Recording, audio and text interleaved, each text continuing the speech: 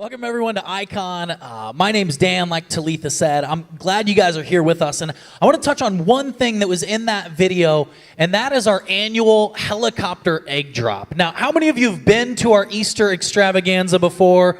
Yeah, a good number of you. Here's the thing. This is one of the best events. This is incredible. We offer this just as a free service to our community. We want to find ways to be a blessing and a benefit to our community and just serve people. So we do this giant helicopter egg drop for kids. And there's this giant space that we put out a bunch of eggs. This year, I think we have 80,000 Easter eggs this year. It'll be one of the largest events in our area. Then a helicopter flies above and drops eggs down, not on the kids, but onto the field, and then the kids run out and get the eggs, and it's this incredible, amazing event, but we need more volunteers. You heard them in the announcement say we need 150 volunteers for this. Right now, we have 100, and the event is this coming Saturday, so we need your help. So if you're willing to sign up and volunteer, I want to encourage you, could you do that now? Could you just go to iconchurch.com/events/egg drop. Or if you just go to our events page, you'll see the egg drop on there. Sign up to be a volunteer.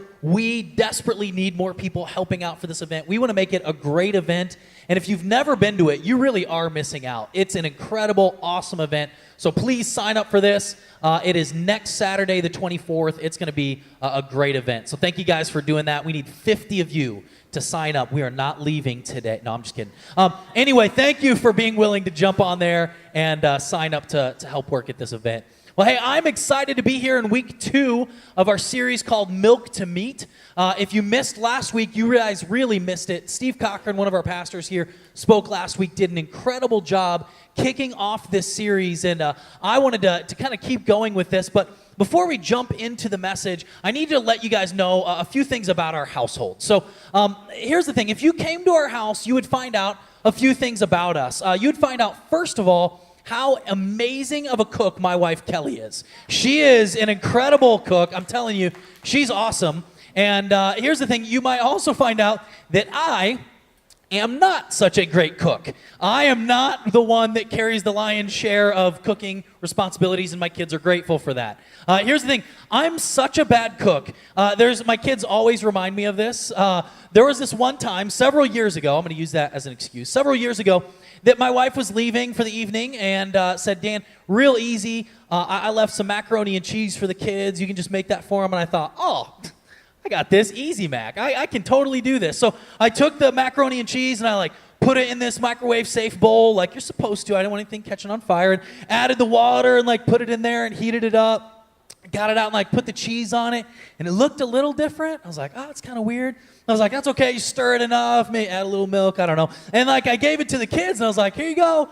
And at first they ate it and they tried to be like, good job, Daddy. And after a couple bites, they're crunching on the noodles, and I was like, what's wrong? And they're like, oh, it's not very good. And I tried it, and I was like, oh, yeah, that's not very good. And realized, an important fact, apparently, there's a difference between mac and cheese and Easy Mac. Apparently, those are two different things. If you didn't know out there, there's a difference between Easy Mac, which is just throw it in the microwave, and macaroni and cheese, which you make on the stove, apparently, which I think they should tell you these things. In fact, I know so little that first service, I said there's a difference between mac and cheese and macaroni and cheese. And people are like, Dan, no, there's not. It's Easy Mac and mac and cheese. I'm that dill-witted, dim-witted. That's what I was going for. I'm that dim-witted that I didn't even know the difference between mac and cheese and Easy Mac. I'm not bright when it comes to cooking. In fact, what I do, how I cook when Kelly's away, is I have a personal chef named Wendy. And John, I call him Papa John, and we just go and they cook for us, and I bring the food home, and that personal chef's cooking for us. That's how I roll, and it's just not a win when I have to cook. I can't do that. I'm just not great at that. And I found out something over the years. I've gotten a little bit better. One time I was making spaghetti. Which by making, I mean boiling noodles and heating up sauce. That's about as complicated as it got. And I thought, I'm going to get fancy. We're going to make some garlic bread for the kids. And I threw that in. Of course, Kelly's gone. And it's like Lord of the Flies at my household. And I'm trying to cook for them. And I take the garlic bread out. The timers go off at the same time. And I'm like, man, I am killing this, right? And I take the garlic bread out and I open it up. And it's frozen on the inside. And I was like, this is garlic bread is stupid. And I text Kelly, I'm like, why is garlic bread dumb? If you're supposed to take it apart first and then put it in the oven, they should tell you that. Which I found out they do on the instructions on the outside. It says separate bread, then put it in the oven, and I think they should put dummy. So if you ever wonder in cooking instructions why they're like, well, of course, what idiot would do that? This one, right? So if you ever wonder why the instructions say it, it's because I can't cook. And I found out, like, trying to get better, like, there's some growing pains there. I found out that actually growth actually tends to be uncomfortable and sometimes unappetizing, right? Like, as you get better, and you know this, right? If you've ever tried a new hobby, or maybe you started a new job, you found out that growing, that getting used to that growth is uncomfortable. How many of you guys have ever done yoga before? Any yoga-ites? I don't know what to call you, yogis. Right, like, when you first started, it was uncomfortable, wasn't it? I remember the first time I did yoga, I heard yoga, and I was like, oh, yoga, it's like stretching, right? And I was like, this is so easy, and I did some yoga, and I'm like, this is horrible. Why would people put themselves through this? And then you've got like hot yoga, like yoga in hell, right? Like, I don't know why you would ever subject yourself. You must hate yourself if you do hot yoga. I'm sorry. We'll pray for you. Like, it's uncomfortable getting better at things. In fact, one thing that I really want to grow at and become better at is what I'm doing right here. I want to become a better communicator, and sometimes that's uncomfortable. In between services, I go to a room and we sit around and we go, hey, Dan, you shouldn't have, it's actually easy mac, not mac and cheese. And they're like correcting and saying, hey, when you say this, do this differently. Getting better at something, growing, is uncomfortable. Sometimes that's uncomfortable to hear those things. And this is something that we know instinctively in our lives, but it's the same way in our spiritual lives. This series, Milk to Meat, we're talking about spiritual growth. How do we become closer to God? And even that phrase, closer to God, when you really break it down, it's like, okay, well, what does that mean? Does that mean like you're like, you get like a better God? Like when you first start following Jesus, you get like Jesus Jr., and then you get closer to like God, and maybe he hears you more and he likes you more. No, that's not what it means. It means aligning yourself with the way of Jesus, aligning yourself with the character of God. So the question that we were really wrestling with this series is, what does spiritual maturity look like? What does it look like to become spiritually mature? And Steve kind of set this up last week and said, hey, when you first start following Jesus, it's okay to be a little bit more immature in your faith. But what should happen the longer we follow Jesus is we should be becoming more and more spiritually mature. Just like in our lives, as we get older, we become more mature. This is something that we should be looking for. So the question is, well, like, what does that look like? I mean, practically speaking, what does it mean to be spiritually mature?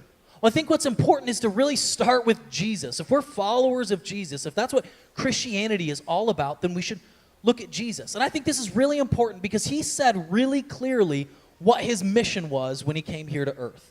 I mean, he laid it out. In fact, a great verse in John 10:10, he describes what he came to do. It says this. It says, I came so that so Jesus saying, I came so that you can have real and eternal life, more and better life than they ever dreamed of. So Jesus is saying he came so that your life would be better than you ever could have imagined. So either Jesus is a liar or the way of Jesus, becoming more spiritually mature, is the best possible way to live. Because sometimes what we do when we hear about spiritual maturity is we think like, oh, great. I'm going to get some big list. The pastor's going to tell me all these things I'm not doing right. No, I shouldn't do this. I need to do this. And it feels like this drudgery, like this weight. When instead, Jesus said, no, it's actually the best way to live. That either Jesus is a liar or it really is the best possible way to live. At Eikon Church, we say our mission is to help people become more like Jesus. Do you know why that's our mission? Do you know why this is true? It's because the way of Jesus, and this is so true, the way of Jesus makes your world better while making the whole world better. This is why Jesus came to give life and life to the fullest. That as we obey him, as we become more spiritually mature, it will make your world, it will make your life eternally better. But we even believe in the here and now, it will make your world better. And then at the same time, it is making the whole world better at the same moment. So as we think about spiritual maturity, as we think about, okay, then practically, what does that look like? What's most important? If we were to kind of narrow this down, what would you say is important? And I think a great place to look would be to look at the early church. What was important to them? What were the things that the early church and the early leaders of the church were saying were really important? So let's look. There's a guy by the name of Paul, and he planted a bunch of churches, and he would write these letters because they couldn't communicate instantly. They couldn't be like, hey, FaceTime me. So he'd like write these letters a long distance, and he wrote this one letter, and in this letter, here's what he said. Here's what he said to this church. He said, and this is my prayer. He's like, this is my prayer for you as a church, that your love may abound more and more. You know, of all the things that Paul could say, he starts with that your love would abound more and more. Okay, what else is being said? Paul writes to another church, a church in Thessalonica. He says this, and in this one he says, now about brotherly love, we do not need to write you, for you yourselves have been taught by God to love each other. Paul's saying, listen, we don't even need to write about this because you've already been taught this. And then he continues on. And in fact, you do love all the brothers throughout Macedonia. This is kind of the region there. So he's saying, listen, we don't need to write you about this because you've already been taught about this. And in fact, more than that, you actually do this. You've got great love for people. Yet, we urge you, brothers, to do so more and more. It's crazy. Paul's saying, listen, we don't even need to write about this whole love thing because you've already been taught about this. And in fact, not only have you been taught about this, you do this. You practice love for all these people. However, I'm going to urge you to love people more and more. Another guy by the name of Peter, an early follower of Jesus. In fact, he was there when Jesus taught all of these things, watched him practice his ministry. Here's what Peter writes in a letter. He says this, now that you have purified yourselves by obeying the truth, so that you have sincere love for your brothers, love one another deeply from the heart. Again, Peter's like reiterating this. He's saying, now that you've already done this, having love for your brother, love one another deeply. He's echoing it again. It seems like all these early followers of Jesus, it seems like the early church keeps saying, hey, it's important, love one another deeply from your heart. John, one of the people closest to Jesus, in his letter, he said this. John said, dear friends, let us love one another, for love comes from God. Everyone who loves has been born of God and knows God. Whoever does not love does not know God, because God is love. Hey, isn't this crazy? That all of these followers of Jesus, that this early church just keeps beating this drum that love is important. Okay, but seriously though, what's most important? Love. And it seems like they keep coming back to this idea of love. That this is somehow central to following Jesus. Now the question is, where would the followers of Jesus, where would the early church get this idea from? Like where would these early Christians get this idea that this is so important? And I think we could probably get some good evidence by looking at Jesus. Okay, what are the things that Jesus taught that he said that he did? So let's look in the book of John. So Jesus said, they will know that you're my disciples by the way that you love one another. Did Jesus say, they will know you're my disciples by the amount of verses that you know? They will know that you're my disciples by where you show up on Sunday mornings at 10:30. They'll know you're my disciples by, if you wear the right clothes. Do you have a necklace you could put on, a little cross? Because that'd be helpful. They might know that you're Christians. No, he's saying they'll know, don't worry about it, they'll know if you love one another. That Jesus is saying that is the ethic you should live your life by, and if you do, the world will know that you're my followers. Or in another place, he said this. Jesus said, a new command I give you. Now imagine, he's given them other commands. In fact, there was this earlier time that another follower, or another person that was real inquisitive about following Jesus asked, what's the most important commands? They had all these commands in the Jewish faith. They had over 613 and all these interpretations. They're like, Jesus, boil it down. Jesus said, okay. The most important is love the Lord your God with all your heart, mind, and soul. And the second is like it, love your neighbor as yourself. So Jesus has already said that those are important. And this is at the very end of his life, right? So Jesus is saying, hey guys, come close. I have a new command for you. And I can imagine his followers being like, a new command? Who does that? Okay. And they're like leaning in. He's like, okay, love one another. And they're like, yeah, what else? They're just kind of sitting there. They're like, Yeah, you said that, right? Like, and they're like, okay, Jesus, this doesn't sound real new. And he continues on, as I have loved you, so you must love one another. And this is this new command that Jesus is giving them. Don't just love people like the world loves people. Love them like I've loved you. Peter is sitting there. Because Peter, he was kind of this hothead. And he'd like say things without kind of thinking them through. And he'd kind of pop off and he'd like correct Jesus, which usually doesn't go good for you, FYI. And in fact, Jesus called him Satan, which is never a good day, right? Like you're praying and Jesus is like, hey, listen, Satan. You're like, I'm sorry, you know. So like Peter, that was like his life, you know. And Peter's going, oh, wait, like he still is giving me a chance. Like Jesus still believes in me in spite of all that. Love people like that? And they've seen Jesus love people that the world doesn't really love. And he's seen Jesus give time and space and attention to people in that culture and that society that never get time and attention and space. They're like, love people like that? Jesus says, yeah, that's the command I give you. Another place Jesus says this. He says, but I tell you, love your enemies. Pray for those who persecute you, that you may be sons of your Father that's in heaven. Ooh. Man, Jesus just takes it up a notch, right? Love your enemies. And then you know what he did? You know how Jesus died? He died living this out. In fact, the people that were actually killing him, torturing him, he was praying for them. Say, God, don't hold this against them. In the midst of dying, he was forgiving those that were killing him. Jesus is saying, love like that. You see, have you ever maybe been to a church before? And they like sing the right songs and they know the right verses. In fact, maybe they even know more verses from you than you. And then you walk out and you go, man, but they're kind of mean, right? And you just feel like, man, is that really what it's about? Maybe for some of you in this room, you're not a follower of Jesus, and that's one of the reasons why, is because you've experienced some of the people that claim to be Christians, and you're like, I don't want that life, right? Like, they're mean. They're just not nice. See, one time I actually brought a friend to this church, and he didn't go to church regularly, and he came in. I was so excited that he was going to get to come to church, and we came in, and he was wearing a hat, and we walked into the sanctuary, and an usher walked up to him. Ushers are like... well, they ush. And anyway, one of the volunteers was like there, and the usher walked up to him, and he's wearing a hat, and knocked his hat off his head. Said, we don't wear hats in this place. And instantly, you know what that community, and here's the thing, the heart that, the idea that comes from is like, we need to show respect for God, and I agree with that. But you know what that communicated to my friend? You're not welcome here. You have to look a certain way, you have to dress a certain way, you have to act a certain way, and then you can belong. But you better behave before you belong.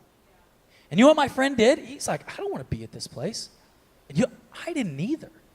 And it was the problem with that church and with people like that is sometimes they get spiritual maturity confused. And they think spiritual maturity is knowing the right things. Spiritual maturity might be wrapped up in all these other things. And Jesus, there were people like that in Jesus' day too. They actually knew a lot about the Bible. They would have vast sections of the Bible memorized. They would do all these right things. Again, they had 613 commands. And they would follow them to the letter of the law.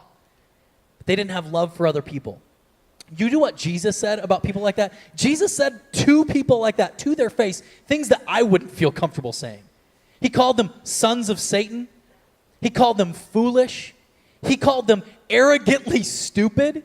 I mean, he had these accusations for these people that followed the letter of the law, that maybe looked spiritually mature in some ways, but didn't have love for one another. If you want to see how seriously Jesus takes this whole thing of treating other people, I want to encourage you, for the sake of time, I'm not going to read through all of it. I was trying to find just one little part, and I was like, man, this is all so good. Just read Matthew chapter 23. Read through this. And I'd encourage you to look it up in the Message version. It's basically kind of a paraphrase of what Jesus was saying. It's this theologian. He took kind of the whole thing. He's like, okay, basically what is Jesus getting at? I challenge you to read that this week and see how seriously Jesus takes this idea of loving one another.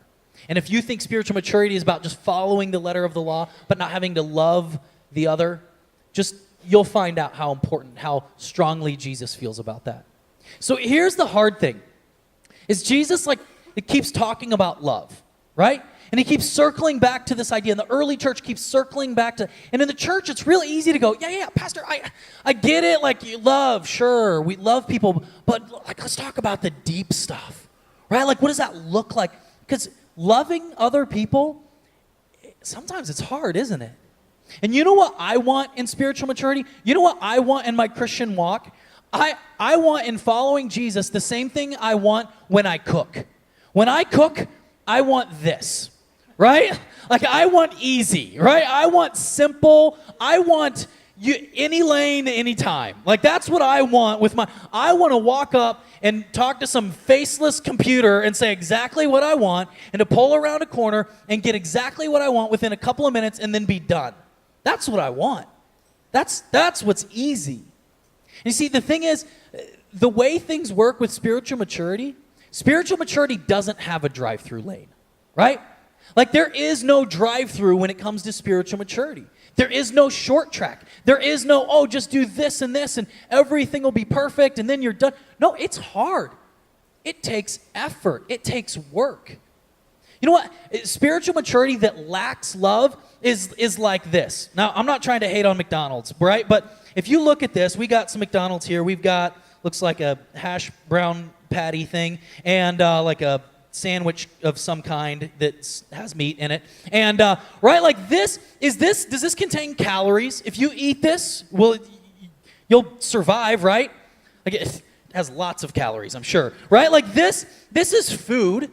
This, in a sense, you can continue to live. If you ate nothing but McDonald's for the rest of your life, it would be shorter, but for the rest of your life, you'd still survive, right? But does that mean this is healthy just because it has calories? No, this isn't healthy. In the same way, there are things in your spiritual walk, there are things that come to Christianity that sure are important, that are calories that we need, but there's something different between this and, say, this. You see, this is healthy, isn't it? Like, this is a lot more healthy than this, but this is also a lot more work. As a guy who doesn't cook, this is like a fish thing, right? Like, this is like, I know, it's like salmon or something, right? Like, you have to, like, catch that and kill it, or someone does, and, like, slice it, and then you have to cook it, and there's green things down here, and, like, this is healthy, right? But this takes work. This takes a lot more work than asking for this. And in the same way, our spiritual lives, they take effort. And in fact, I just want to be real honest with you. Following Jesus is not easy. It's not. If someone has told you before, listen, following Jesus is so easy, all you have to do is you just say these words and, like, that's it, and then, like, it's just following Jesus is so easy, they've lied to you. It's not. Following Jesus is not easy. However, it is incredibly simple. It's real clear. It's real simple to follow Jesus. He made it real simple for us. But simple doesn't mean easy. It's clear what we have to do. But oh man, it will take the rest of your life. In fact, one of my favorite verses illustrates this so clearly. One of my favorite all-time verses, it's in the Old Testament. It's like foreshadowing what the life of Jesus is all about. It's kind of looking forward from the Old Testament saying, this is what's important. This is what matters. Back then, again, they had all these laws, all these customs, all these things, but it's looking forward saying, here's what's important. In Micah chapter 6, verse 8, this prophet, again, looking forward, said, he has shown you, O mortal, what is good. And what does the Lord require of you? So here this prophet's about to lay it out. You want to know what the Lord requires of you? You're following after God. You want to follow Jesus? Here's what he requires of you. To do justice, to love mercy, and to walk humbly with your God. And I need that reminder so much. In fact, this is so important to me. I actually got this tattooed on my arm. To do justice, love mercy, and walk humbly. I need that reminder in my life because this is what it's about. In fact, in that paraphrase that I told you about in the message, it puts it this way, and I love this. It puts it kind of in normal language. But he's already made it plain how to live, what to do, what God is looking for in men and women, and it's quite simple. Again, it's simple. He goes on, he says this. Do what is fair and just to your neighbor. Be compassionate and loyal in your love. And don't take yourself too seriously. Take God seriously. This author is just saying, hey, you want to know what's important? You want to know what spiritual maturity looks like? It's love. It's doing justice. It's loving mercy. It's not taking yourself so seriously, but it's taking time to take God real seriously. So there's this big question like, okay, what does that mean practically? Or if love is so important, then I've got a question for you. Then who do I love? Who is it that I'm supposed to love? If I'm supposed to love, then who? In fact, Jesus told this parable kind of illustrating this point, and he's saying, listen, you need to love these people. And they're like, well, who exactly do you mean by this people that you speak of? Like, love others? Could you define that for me a little bit? Jesus says, sure. So one group of people that you need to love is you need to love your neighbor. Love your neighbor. There's been all this theological debate, this idea of loving your neighbor. This is actually an Old Testament command that Jesus echoes. Remember, it's the second most important, love your neighbor, right? And there's all this theological questions around who is neighbor. In fact, when Jesus was telling this parable, the story, the person asked that, well, who is my neighbor? And Jesus kind of walked through this to illustrate who he's talking about. And we kind of wonder like, oh, who's my neighbor? I'll give you one way to look at this is, who's your neighbor? Like, just quite frankly, who lives by you? Who lives next to you? What if you just started with them? What if we just learned to love the people that lived in closest proximity to us? In our homes, our coworkers, our classmates? What if we found ways to love them more? I think that'd be a great place to start. We can talk all theological, all you want. Who's our neighbor and who's your neighbor? What if you just loved the guy that lived next to you? You know, the one with the really annoying lawn that you wish would mow their lawn once in a while? Like, that person. What if you loved them? And here's the thing, I'll be honest, this is an area that I can do much better at. I wish I could tell you that I'm just killing this. I'm not. There's some neighbors that live in relative vicinity that I should know their names, that I don't even know their names.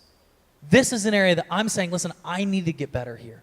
I think all of us can say, let's move forward. What if we just loved our neighbors more? In fact, there was a book written called The Art of Neighboring, and these pastors were trying to discover how they can better serve the city. So they went to the police chief, and they said, what can we do? And they're trying to think of a program or a project, and the police chief sat, and he said, you know what? I've seen help more things than anything else in communities is when there's a really strong structure of neighbors. When neighbors are taking care of each other, looking out for each other. When neighbors know each other well and take care of each other and kind of love each other, man, crime goes down. They can take care of each other's places. Like the community's just better. These pastors were like, we are so dumb, right? Like Jesus said that. And they're like, what do we do? Police chief's like, I love your neighbor. And they're like, oh, I knew that, you know? Should have known that one, right? Just love your neighbor. Or this, how about this one? This one's hard. Who do you need to love? Yourself. Because you know what Jesus said when he said to love your neighbor? He said to love your neighbor as yourself. It's almost as if Jesus is saying that our love of other is predicated on the fact of us loving ourselves. That if we don't see value and dignity and worth in ourselves, that we're going to struggle seeing that in other people. The thing is, for so many of you, you say things about yourself that you would never say about someone else. Now, Eikon Church, we named Eikon what we did because Eikon means image.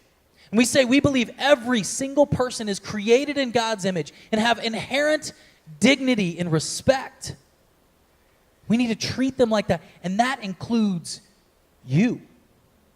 You were created in God's image. And when you say those things, you're speaking about the image of the divine that's in you. Some of you need to start with learning to love yourself and offer grace and mercy to yourself. And then we can love others. Who else do we need to love? Jesus said that we need to love the one that's not like you. We need to love other. Jesus is constantly doing this. He loved tax collectors and sinners and prostitutes and people that the community thought as outsiders, lepers, people who were sick or infirmed. He loved children who had very little value in that community, gave respect and spoke with women that wasn't acceptable in that culture, in that community. Jesus loved other over and over and over and over. We see this. So the question is, in our day and age, who is other to us? Because we can go, oh, listen, no, like I have no problem going to a hospital and praying for someone. Oh, I love kids. I love, people. Like that's no problem. Okay, who's other? To us, I think Jesus might say, okay, how about this? You need to love the Democrat who is like you. You need to love the Republican that's like you. Let's take it further. You need to love the bleeding heart, flaming liberal that is like you. You need to love the Trump supporter that is like you. I'm trying to find all the toes I can in the room. You need to love the immigrant. You need to love the Muslim. You need to love the lesbian, the gay person. You need to love that judgy church person that's always judging you. You need to love them and not judge them. Right? Who is other for you? Because that is the person. If Jesus was here, Jesus would constantly be moving to that person. And we would feel so uncomfortable going, Jesus, you can't hang out with them. What are people going to think? We would do the same thing that the Pharisees did then. So who is other for you? And how do you show love for them? That Facebook, Twitter evangelist that's always going, how do you love them? Who is other in your life? Because that is the person that Jesus would be moving towards and making us feel real awkward. We need to love that person. And then, as if it's not like, okay, Jesus, could we just stop there? Like we've got enough things on our list. Jesus takes it further and he says that we need to love our enemy. That we actually need to love our enemies. So the question is, who's our enemy? For some of you, if you got real honest with yourself, maybe enemy is one of the people I mentioned in that earlier group. The way you live your life, the way you talk about those people, they're enemy to you. You need to love those people. And Jesus illustrated this, like I said, by dying and forgiving the people, showing us what it looked like to love the enemy. That is true spiritual maturity. Love is incredibly simple. It is not easy. It's hard to walk out. Simple to understand. Hard to live out. What would happen, though? What would happen if we as a church began to adopt this mentality and said, we're going to work for spiritual maturity. We're going to work to love the other. We're going to love our neighbors. We're going to love those that aren't like us. We're going to learn to love ourselves. We're going to love our enemies. What happened in our community? What happened at our works, at our different workplaces, our schools, our neighborhoods? What if we all started doing, I believe it could change our community. If our community started doing this, if this area started doing this, I think this is the kind of idea that could change the world. Do you know why I think that? Because it did. Those 11 people that were following Jesus when he died lived this way in their community. Before they were ever called Christians, they were called followers of the way. And it's almost as if their community was like, I don't know what's up with those people. There's just a different way that they live. Well, what if we became followers of that way? It flipped their world upside down. It changed their government. It changed their communities. It changed the known world to this day because they really believed Jesus when he said they will know that you're my disciples by your love. May the world know that we're his followers, that we're followers of the way by our love. And that is spiritual maturity. Let's pray. God, I thank you